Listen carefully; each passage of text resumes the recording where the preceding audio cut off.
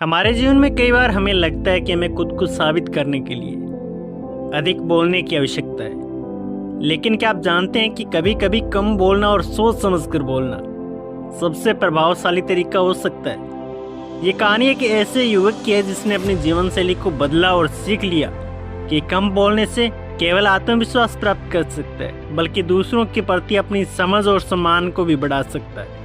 राहुल नाम का एक लड़का था जो हमेशा हर जगह अपनी आवाज़ उठाता था। वो स्कूल में या कॉलेज में अपने दोस्तों के बीच वो हमेशा अपनी राय देने के लिए तैयार रहता था। वो सोचता था कि अधिक बोलने से लोग उसे समझेंगे और वो हर मामले में सही साबित होगा। राहुल का मानना था कि जितना अधिक बोलोगे उतना ही प्रभावशाली होगा।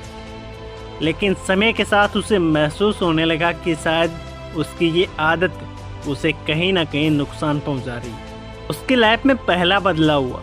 एक दिन राहुल के जीवन में एक बड़ा मोड़ आया।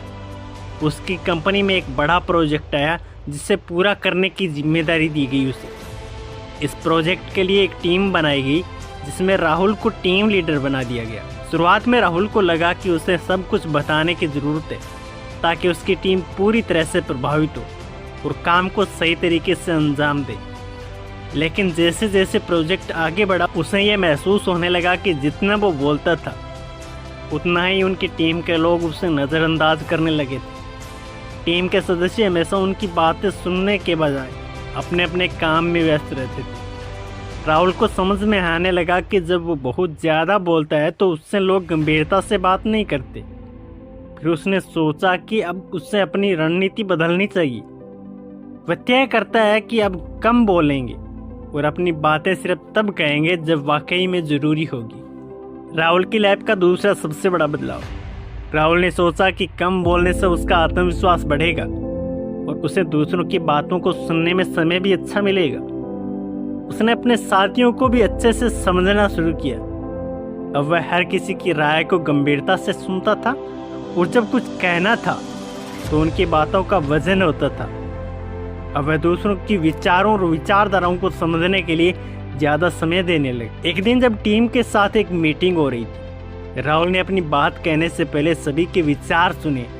फिर उसने बहुत ध्यान से सोचा और कहा, मैंने जो सुना उस पर विचार करने के बाद मुझे लगता है कि इस दिशा में हमें काम करना चाहिए। राहुल की लाइफ का तीसरा सबसे बड़ा बदलाव। समय के साथ राहुल को एहसास हुआ कि कम बोलने का फ़ायदा सिर्फ काम में ही नहीं है बल्कि उसके व्यक्तित्व और जीवन में भी था। उसे अपने दोस्तों और परिवार के साथ भी बेहतर संवाद स्थापित करने का मौका मिला। वो अब कभी कभी चुप रहता है और अपने विचारों को पूरी तरह से समझने के बाद ही किसी से बात करता है। इसके परिणाम स्वरूप उसके रिश्ते और भी मजबूत हुए। उसकी बातचीत में अब इतनी गहराई थी कि लोग उसे सलाह के लिए ढूंढते थे। राहुल ने देखा कि जब वो कम बोलता है तो लोग उससे ज़्यादा सुनते हैं। उसकी बातों में अब एक नया दृष्टिकोण आ गया। अब वह किसी से भी बातचीत में खुद को साबित करने के लिए ज़्यादा जोर नहीं डालता, बल्कि वह शांति से अपनी बात या अपनी राय रखता है और उसे सुनने वाले लोग उनकी बातों को समझते हैं और उनका सम्मान करते हैं। आखिर इस कहानी से शिक्षा क्या मिलती है? राहुल ने यह सीखा कि कम बोलकर भी इंसान खुद को बदल सकता है।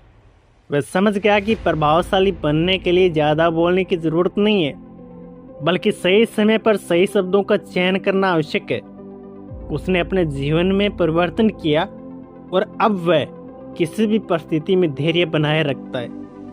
और उसकी ये आदत न केवल उसकी कार्य क्षमता को बढ़ा रही थी बल्कि उसके आत्मविश्वास को भी मजबूत कर रही थी।